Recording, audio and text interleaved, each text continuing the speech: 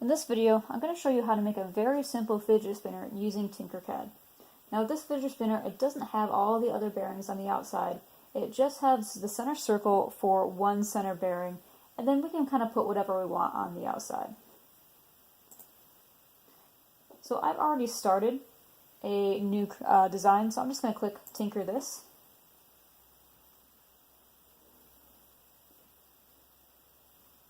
And it'll give me my blank workspace that I already created for myself.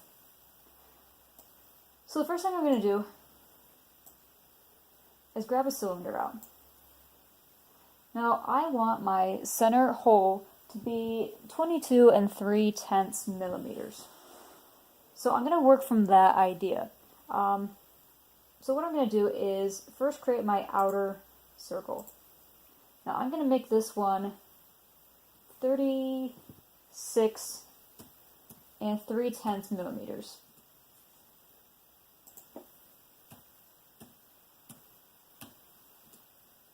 I decided that that's how big I want mine around, and I picked the 3/10 because I know I need 3/10 in the center, and I want everything to be an even millimeter. Now I also want this to be 4 millimeters tall, so I'm going to click on my center, change that to 4, and hit enter. So now I've got my outside disc. So now I'm just going to use that to create other circles and just align them center to make sure that my fidget spinner is nice and balanced. So now that this is clicked, I'm going to click my duplicate button. Now it's giving me another circle. Click on the corner. Now I want to have 5 millimeters of space all around my fidget spinner. So I'm going to change this one to 26 3/10.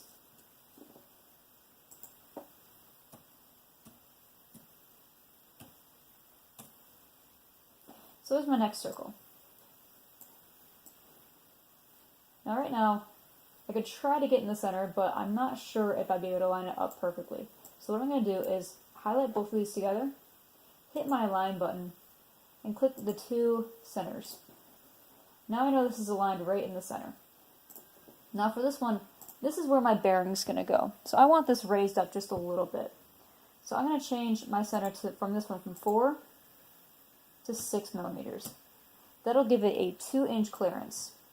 As we look, it looks just like that.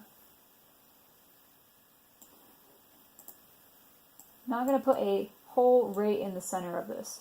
Now I want to have 2 millimeters of a brim around where I want my center hole. So I made this one 26 3/10. So I'm going to make my center hole 22 3/10. So once again, I'm going to click on this, duplicate it, and now I'm going to change the size to 22 3/10.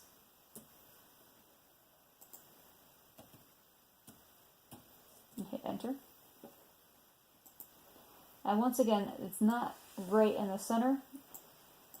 To make sure it is, I'm going to hit my line button and click on both centers. Now it's right in the center. Next, I want to make sure this is a hole. So I'm going to click on my center one, turn that into a hole. And I'm going to highlight everything, group it together, and now I've got the beginnings of a fidget spinner. I've got my center, I've got a little bit of a raised platform for where my bearing is going to go, and now I can put whatever I want on the outside. Now to make sure that this is balanced, you're going to want to make sure that you put things that are the same size all around. If that doesn't matter to you, you can kind of do whatever you want. I just want to make something that looks interesting. So I'm going to go to my text, grab an R, and pop it right up here. Again, I can make sure that this is a little bit more balanced by aligning it.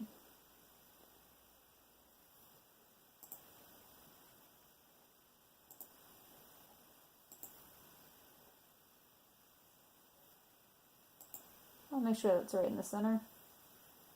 That's probably good.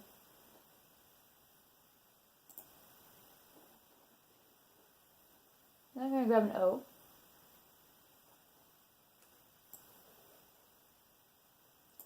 put this one off to the side.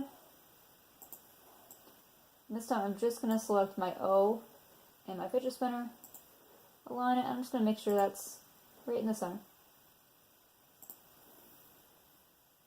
Grab a B.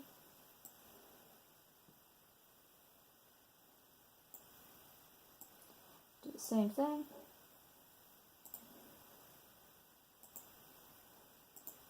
And then grab another O.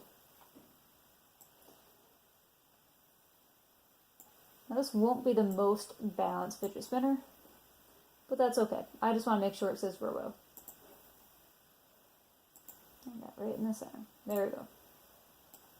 Now right now if I look at this, my letters are going to kind of mesh right with my fidget spinner's outer ring, and I want to give it some difference.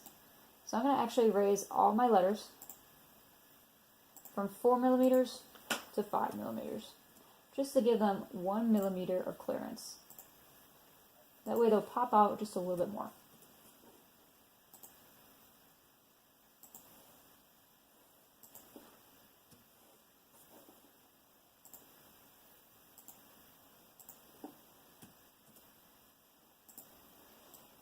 And there is your robot fidget spinner. Now to make sure that this all stays together, I'm going to finish it off by grouping it. And now I can send it to a slicer and print it out. Now the other thing I want to look at is changing the name. Tinkercad automatically gives every design a name and it saves it automatically. If you click on the name, you can change it to whatever you want. I want this one to be called Robo Spinner. And now it's saved.